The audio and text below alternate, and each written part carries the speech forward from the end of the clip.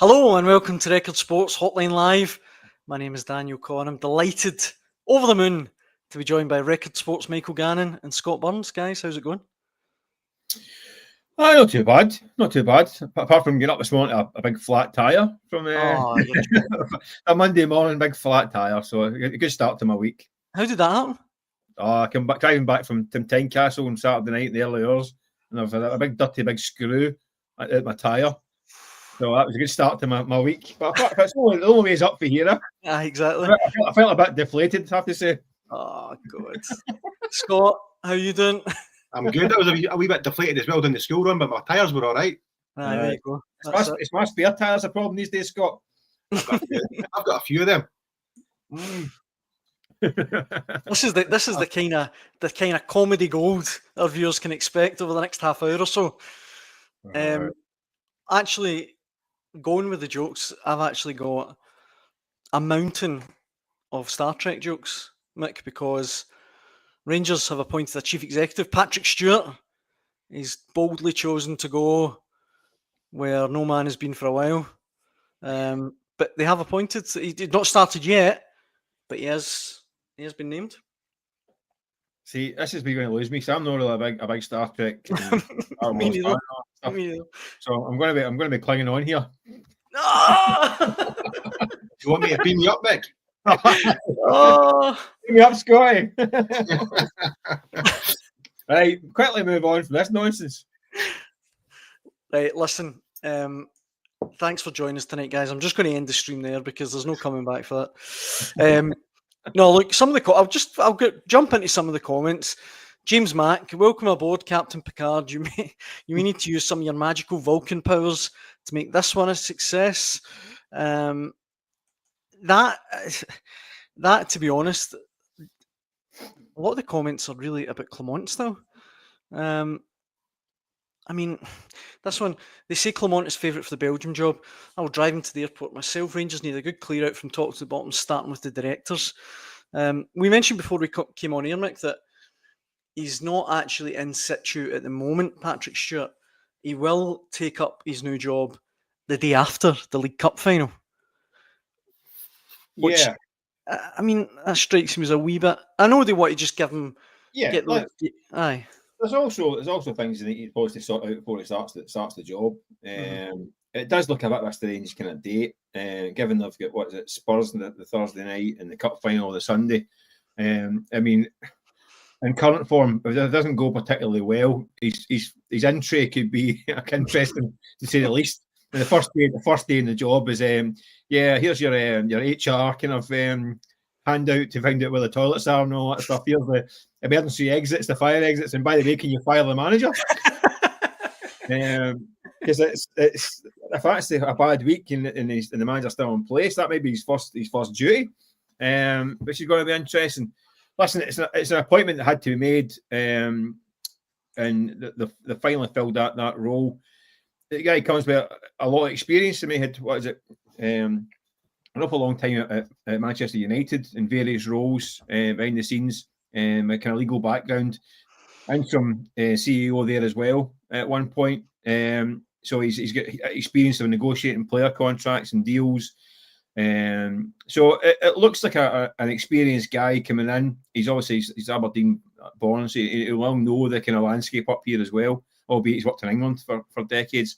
He's sat on various European boards and all that stuff. So yeah, I think he ticks a lot of boxes for Rangers. The reality is he can't play up front for them, which is the main problem just now is getting a team firing and scoring goals and performing well, which is down to the manager and the players. So in the longer term, it's a positive bringing the guy in. Rangers fans need to hope he's got some kind of vision and structure and idea he wants to do with the place. But in the short to medium term, is getting that team back to a level again, which is getting through the January transfer window, recruiting, finding money to replace players, getting guys out of the building that aren't good enough, and working out whether or not this manager's got a future at the club. So there's a lot to do right for the start for the guy. So it's a tough ask, isn't it? It certainly is. Scott, Drew Sturgeon writes in saying Patrick Stewart's a good appointment as the manager clings on to his job. Leaf out of your book there, Mick. Really. This one here from Rangers Easy OK watching live on YouTube. said earlier he's starting the 15th because we don't want backlash on him after the Spurs and the derby. He's not going to get. He's not going to. No one's going to blame him. If That's what I he's was going to say. No, why would I mean? Yeah. It doesn't really make much sense in my head. Surely, if he come in now, no one's going to turn around on the 15th and say, "Oh, listen, what are you playing at?" I mean, No. it can only be a good thing, though, Scott, that this guy's in the door. You'd assume. Well, I mean, it's important that there's a hierarchy put in place at Rangers, because there's just too many empty seats in important places within the club. You know what I mean? I think once the new chairman, Lord Orford, comes in, then you'll have the chief executive, Patrick Stewart. I think once they're in place, I think you'll quickly see a restructuring of that Rangers board. And I would expect new people coming onto it, and I would expect some of the existing people to be pushed aside.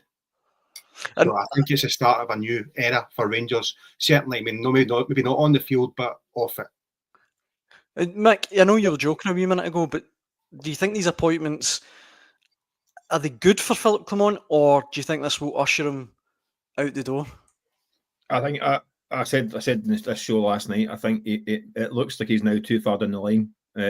Looks too far gone, to be honest with you. I don't see any signs of I'm turning this round. So, and you think with a new regime, like Scott's talking about there, a new executive set up and a new board potentially as well, or a lot of new faces in the board coming in, you've got to think that there's going to be a new change in direction in the football department as well. A year down the line under the manager, there doesn't look to be an awful lot of progress. In fact, it looks like regression to me. Yeah. I mean, listen, if he can somehow pull a couple of results out the next few weeks, win a trophy, get a result against Spurs, these kind of things can maybe spark a season, but these are things that Rangers fans are hoping rather than expecting, and even that hope is very minimal at the moment. So it's a difficult situation for the manager, and like you say, you got to think that a new setup might think that there's a new direction to take as well on the park. I've got a wee bit of sympathy for the people running Rangers behind the scenes, because you look at what the money they have. I mean, everyone says it's a difficult situation financially and all this kind of stuff, but they have spent money. They have backed their manager, and backed their recruitment side of things. I know they want more, and I know they have to cut the wage bill and all that stuff, but they've still spent money on players, and they've got a decent wage bill. I mean, it's not as if they've slashed to the point where they can't compete at all. So there's been mistakes made in the football department that have to be rectified, and that's going to take time. But you don't. I find it really hard now to see how Clement survives and the way it's going just now. Scott, I think Mick makes a fair point there. But I think it gets kind of missed out sometimes that Rangers have actually spent a fair bit of money over the last year or so. I mean, even Michael Beale spent 15 million quid around that area. Clement probably something similar. He's probably, I mean, what would the wage bill be? About 60 million still. I mean, you'd expect them to be a lot more competitive than they currently are. No, definitely 100%. But a lot of that wage bill, as we've touched on before, is still being paid to players who are not at the club and managers who are not at the club. A large chunk of that been out. But I mean, what I would say is that, okay, yep, if he's had money to spend this summer, he's brought in players. What I'm not sure if the goalposts have been moved in Philippe Clement at some point, because initially when he started his obviously summer transfer activity, he was going for younger players with a sort of longer term view, and then he was looking to bring in some of the more experienced players, which he did bring in a few, but I'm not sure if the budgets were dropped a little, and then he couldn't get some of the other players who came in. Only Philippe Clement and the board can tell us that, but there seemed to be some sort of movement somewhere across the summer where the budgets maybe were what the manager thought he had and what he was going to get and what he ended up with were two different things. You know what I mean? But you're right. They had I mean, for me, there was a big gap between Celtic and Rangers last season on the field. I think that was obvious. I know Rangers clawed it back for a wee spell, but Celtic always had the upper hand and had more quality. So for me, that regardless from the off, every penny for me should have gone to players who automatically would go into that first team and make them stronger. I don't think Rangers are in a position to look at projects long term. Everything has to go at making that first team stronger so they can hit the ground running. And everything should have gone to that. And I don't think it has. And I think that's why Rangers are toiling. Not even, they're in third place now. Never mind second. Mick, you mentioned a minute ago, and I want to get your take on this, Scott. Andrew Lamb says Clement should be left to do his work in the January window and given until the end of the season. Judge him then. Jazz fans need to forget about Celtic this season, cup final aside. Mick said a moment ago, Scott, that it looks like he's too far down the line to recover. Is that a sentiment that you share, or do you think there's any way he could get to the January transfer window and perhaps regroup? I think he'll be very lucky. I mean, like Philippe Clement said himself after the Dundee United game that he was out of credit. I think he's probably possibly in the red now, because I mean, it's just, I mean, you can see, I mean, that last caller there, he said that, give him to the January window. I mean, that's all well and good. If you see signs of progress and there's potential they can close the gap on Celtic, then fair enough. But it's not just Celtic. The fact is, Aberdeen are 8 points ahead of them. And as it stands, you wouldn't bet on them. Never mind catching Celtic. I don't think they will catch Aberdeen unless there's a real change in the team or manager. But as it stands, they'll be lucky if they'll finish third at best. So that for Rangers is just unacceptable. And I mean, would you trust them with another window? Would he have money to spend in the window? This is the things you've got. The new people coming in have got to weigh up. Or do they keep any funds and decide to go for a new manager in January and let him get a fresh start? But the other thing is, you can't just keep changing managers. At some point, you've got to look at the whole structure.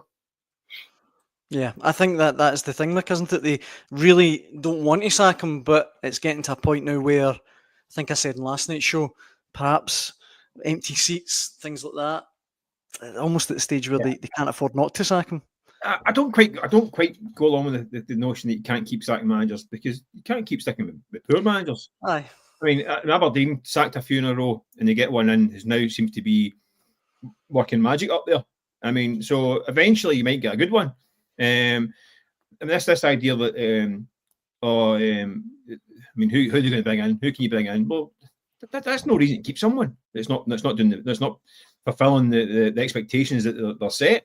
At the moment, that's not happening at Rangers. So I don't think that just keeping them for the sake of keeping them is. I understand that you can't keep paying managers. I mean, they've still got 2 in the books right now, and you could end up with a third one in the books. That's not a way to function. I get that. But it's still no reason to just kind of suffer the constant kind of misery that they're in just now. I mean, the performances have been very poor all season. Even games they win, there's not really much enjoyment in it for Rangers fans. And they're not really enjoying their football. Every game, every point is a slog at the moment. That can't continue. And you see it. I mean, listen, the weather was atrocious on Saturday, so a lot of fans would have thought it's not safe to travel and all that stuff. But if they're swaying, I mean, you look at that window on Saturday and it's sleet and snow and it's freezing, and you go, am I going to go and sit and watch another 90 minutes of turgid football in this? Listen, if Rangers are winning 3 and 4-0 every week and playing great football, they wrap up and they go. Aye. I mean, they wrap up and they go to the game. If they're in a title race, aye. Yeah, so I understand the board's reticence to make another change, having done 2 in the last two years at this time of year. But I still think it's no excuse to be sticking with the status quo when it's certainly not working. Yeah. So I don't know. It's a big decision to be made, and I think it's the new man coming in is going to be the one with the power to make these calls. But listen, these are a club, Man United, who brought in big name managers and sacked big name managers as well. So he's seen it. If it's not working, they've got short of guys. I mean, they've been through, was it 6 since Fergie? Is it 6 in 10 years, something like that? That's crazy. Right? Yeah. 5 in 10 years or something like that since Fergie chucked it. I remember it's like longer than that. Listen, Man United may be not a great example of a club functioning that great in the last kind of decade, I suppose. But he knows expectations at a big club, and knows if a manager's not cutting it, it doesn't matter what their deal is, what their contract is, or what their name is. If they're not doing it, it's off you pop time. So I don't think he'd be scared of that decision. I guess we'll see. Time will tell. Across the city, though, let me hit you with this, guys. Stephen Mulhern in today's hotline says, even with Bruges winning 7-0 the weekend, Celtic will take massive confidence into the match. After the magnificent victory against Leipzig, I'm predicting a similar scoreline. Bud Hay also chimes in with Celtic could have the qualification for the group done and dusted before Christmas. I also think the champions will go through the Premiership undefeated. And then he has a wee dig at Rangers, all the King's horses and all the King's men. Couldn't put Rangers together again. Obviously, Mick, this is in reference to Celtic against Club Brugge Wednesday night in the Champions League. Another huge night for Celtic. As one of the callers says there, if they win this, the 1 foot in at least the playoff round, and they could even be eyeing the top 8, which sounds remarkable. Yeah, but I would maybe cool that a wee bit, because this is a couple of team, Bruce. I mean, they're a right good side. Yeah. I saw them against Aston Villa, and I thought they'd done a good job on it. A real number on them. Really powerful, physical team, quite direct at times. A real handful. I think this game is going to be as tough as any of them for Celtic in this competition. So I know there's a lot of punters that might be thinking, oh, Club Brugge, Parkhead, big night, just beat Leipzig, turn up and get 3 points. No. That's not going to happen. This is going to be another high wire act that Celtic will need to walk. That it's going to be a game that will go to and fro, and there'll be times when under pressure, times when they can apply the pressure. It's going to be a really difficult, tense night at Celtic Park. This is a good side. And Celtic really need to be at it again, like they were against Leipzig, to get the points. As you say, the incentive's huge. I mean, 3 points gets them to 10 points. And listen, every boffin in the land has done all the kind of run the figures on the possible outcomes of this competition. Think that's going to be enough to get a place in the playoff stages. And that'd be great for Celtic. So it's a major incentive to go and get 3 points.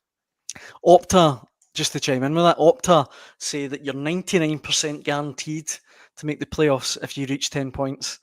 So it'd be pretty remarkable if they didn't. Most of my coupons I put on are 99% certain until I put them on. So it's a fair point. Unless it's 100, I would be banking on it.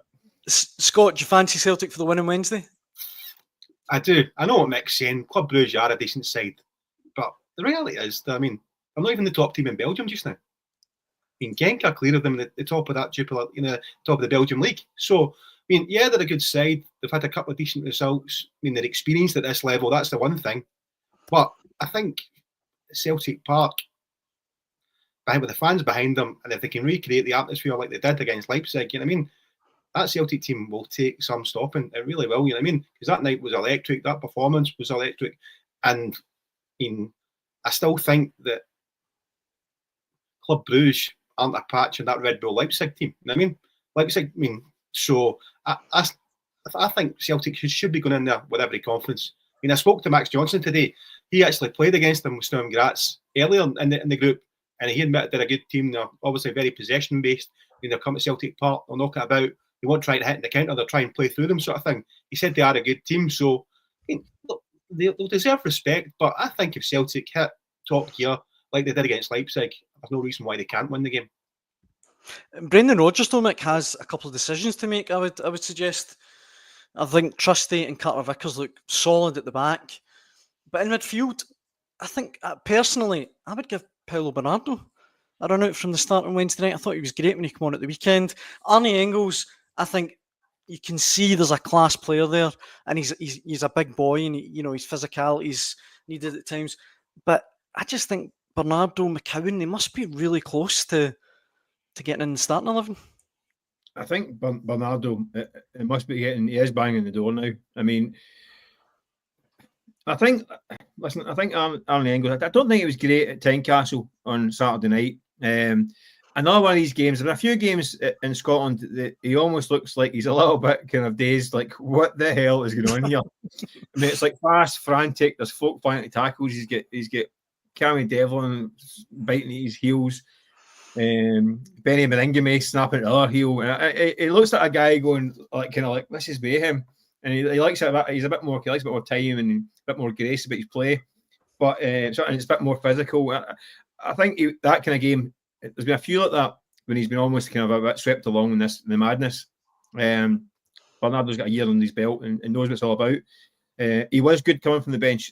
Hearts were tiring at the time a wee bit. You could tell they were starting to feel the pace of the way they pressed and the intensity they had. So it's a wee bit easier for him to do that. But Bernardo, every time he's played in the last this season and the end of last season, he's really impressed. It's getting to a point, it must be a toss-up now between the two of them to play Wednesday night. The only thing is, I think Engels is better equipped for the Champions League than he is sometimes for Scotland. Because it isn't as crazy, it isn't as frantic, it isn't as Wild West as it is in the Champions League. You have a wee bit more time on the ball in terms of the teams are waiting to pressure at different times. I think he might be suited more for that environment than your regular run-of-the-mill Blood and Thunder Scottish games. So I suspect he might get the nod again. I thought Engels was really good. The Bratislava game was early in his career. I thought he was terrific that night. I mean, a class act, and I think he is a good player. You can tell there's a player there. I said just occasionally in Scotland he gets swept up in the madness, but I think he's still just shading it in terms of the European games. But I don't think anyone would complain, in terms of Celtic fans would complain if Bernardo got the nod. And I think he would do a really good job. But I also think he's a good option from the bench as well, Bernardo. I think he is a guy who can put a foot in the ball, he can make a break in behind the defences. He can spot a pass. He's a great option to have. I mean, it's Celtic fans. It's the diamond shoes are too tight. It's a lot of good options there. Do you know what I mean? It's not anything to moan about. That's for sure. Yeah, and either or can do a job. It's Scott. If I put you in Brendan Rodgers' shoes as well, Adamida or Scott couldn't afford Brendan Rodgers' shoes. It's all the Tom Fords, aye. Soulless. Maybe Scott could. I couldn't. I can't. I've got my Sports Direct. You've got Tom Fords. No, I was Kyogo or Ida. Who would you go with? It's a difficult one. Two very different strikers, aren't they? But Kyogo, I just think with his movement and his eye for goal, I would edge towards Kyogo. But I mean, Adamida, well, come on later on. You know what I mean? Add something different, and you know what I mean, and a different threat to the Club Brugge ones. It's two very good options to have. You know what I mean? But both guys, I mean, Kyogo's probably more informed in terms of goals, but two very excellent options, isn't it? You know what I mean? But Kyogo's, I think he seems to have got his eye in at this level, and he looks a class act. Mm. Do you go along with that, Mike? Do you think it will be Kyogo from the start? Yeah, I just think the way Celtic play, and I think they will try and be kind of smart with their pressing. Because I think I tend to agree with Scott that Bruges aren't quite as strong as likes of Leipzig or Atalanta. And so if Celtic do think they can get at them, they might try and press them high up the pitch and get at them a bit like they did against Leipzig. And that's Kyogo's job. And a lot of what he does. I mean, I think at Tynecastle on Saturday actually had about 6 touches in the first half. They'd won after half time, and his 8th one was the back of the net.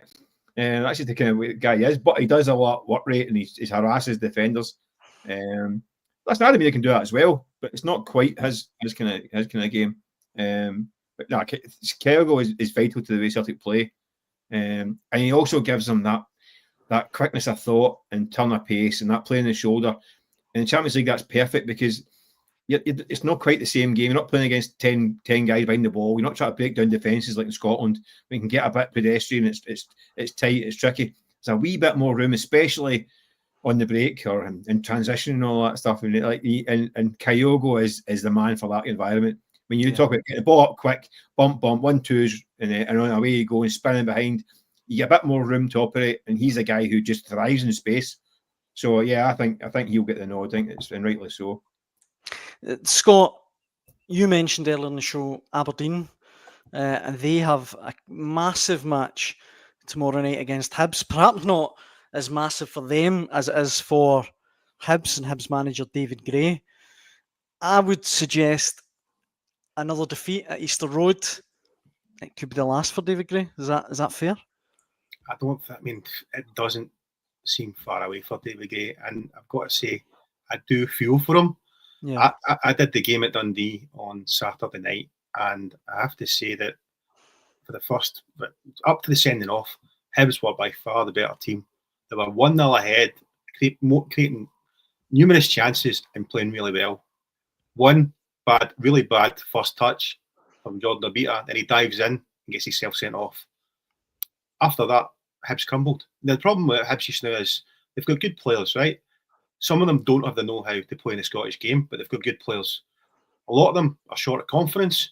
So as soon as there's anything negative, which happened with the red card, they just absolutely crumbled. It went 1 each, 2-1, 3-1, 4-1. I mean, as soon as it went against them, you could see it. And what can David Gray do when Jordan Abita dives in for a red card? You know what I mean? What can he do when the goalkeeper takes a bad touch from a pass back, which he shouldn't have been doing? You know what I mean? They're just short of confidence, and every mistake just now seems to be punished. But the problem is that David Gray is one carrying the can.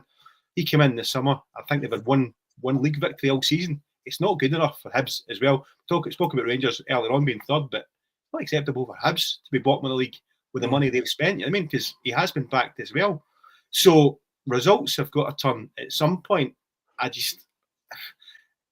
If you're David Gray, you're thinking, am I going to get a break here? And as it stands, it doesn't look like it. I mean, Aberdeen will be hurting after they lost to St Mirren.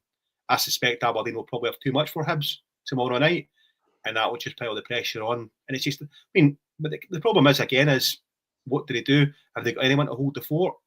I'm not sure the Hibs fans would be very happy if Malcolm Mackay was put in the hot seat. You know what I mean? There was a bit of a backlash when he was appointed as sporting director. So these are things they've all got to weigh up. If they do decide to change the manager, they'd have to move quickly and bring in a new boss. But something has to happen because, whether it's Hibs need to start winning under David Gray, but as it stands, they're probably going to get relegated. Mm-hmm.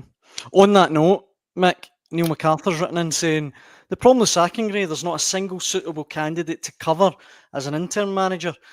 I worry what we'd end up with if we rush this appointment. It's so pathetic from the top down. That is a fair point. Malcolm Mackay... No, it's not a fair point because any board worth their salt, including and Mark is in that situation as well, should have been thinking the last month, this isn't going well. What are our options if it doesn't get any better? Yeah. There should be a situation where they can almost hit the button on one and go get another one. It always blows my brains that clubs sack managers after horrendous runs of form and they go, well, put an interim coach until we get a manager. But it's not just arrived out of nowhere. This form, it's been happening for months and months and months.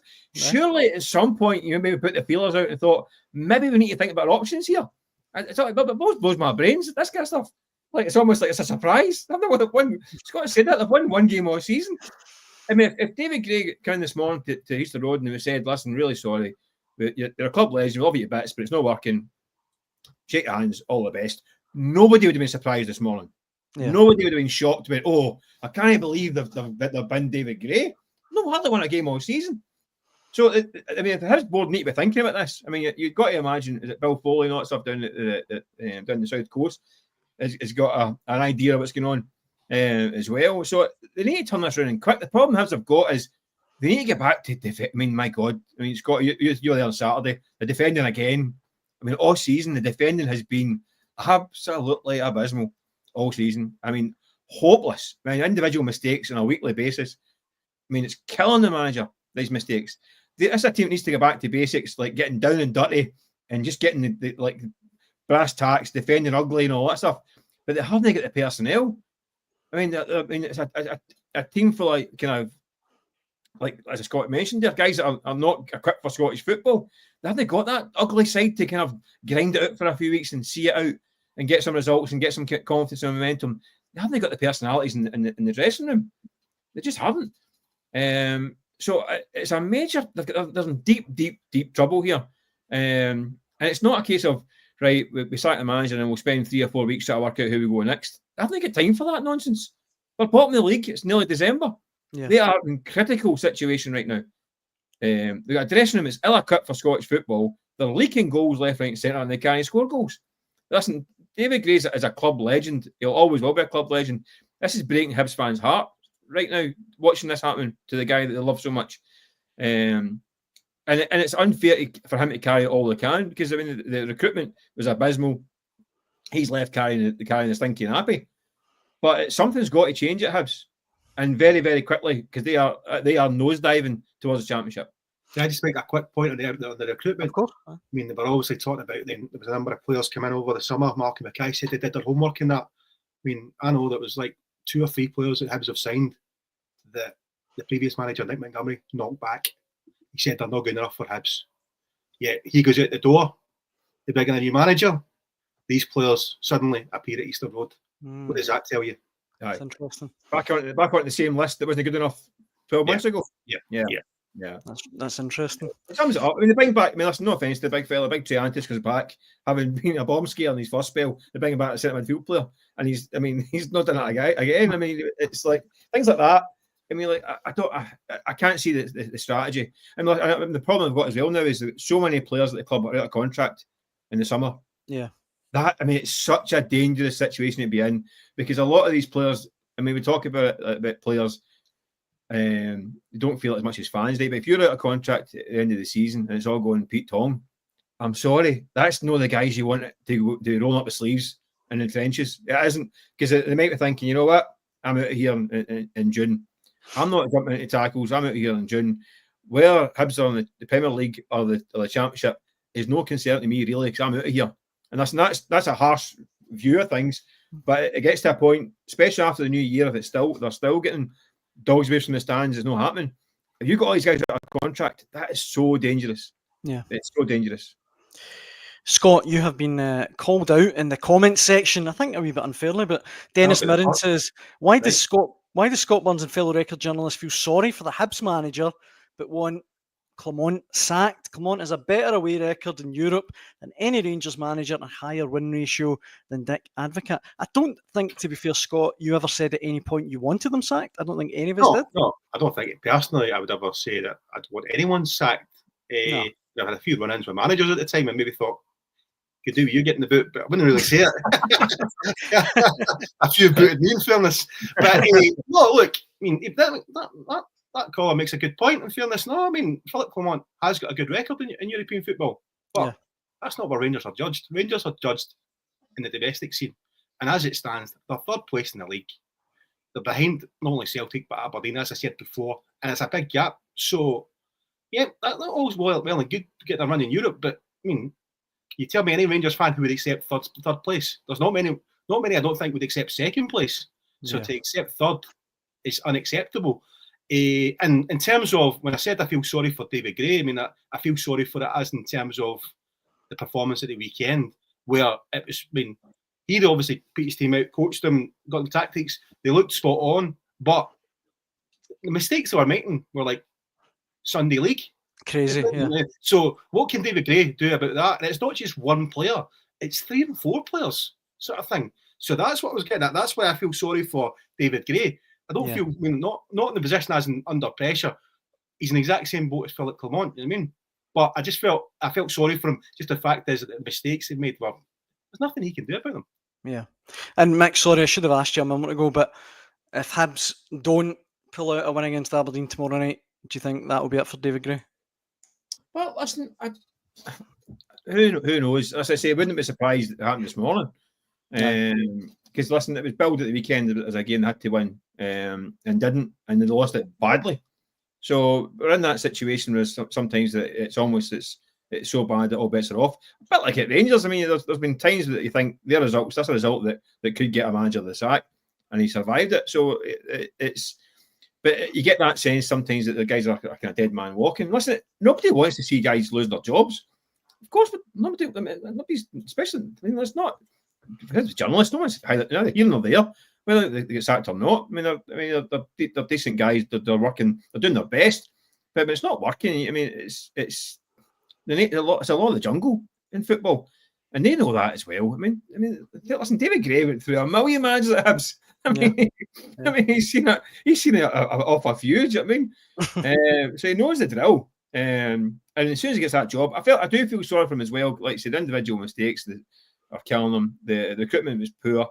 I don't think it was helped in the summer when the kind of the investors from down south were suggesting that he wasn't the choice for manager. That undermined him a wee bit, because I didn't think it was a great way of working either. A bit like Rangers, Hibs have got work to do behind the scenes to get it right as well, because it's just not functioning at the moment. So yeah, you never want to see guys getting the plant pot under their arm, standing in the car park. It's not nice. Yeah. But it's the nature of the game, unfortunately. That is going to be an absolutely massive game tomorrow night. Guys, I think that brings us to the end of Monday's Hotline Live with Record Sport. Thank you very much for watching at home, and thank you for sending in all of your comments.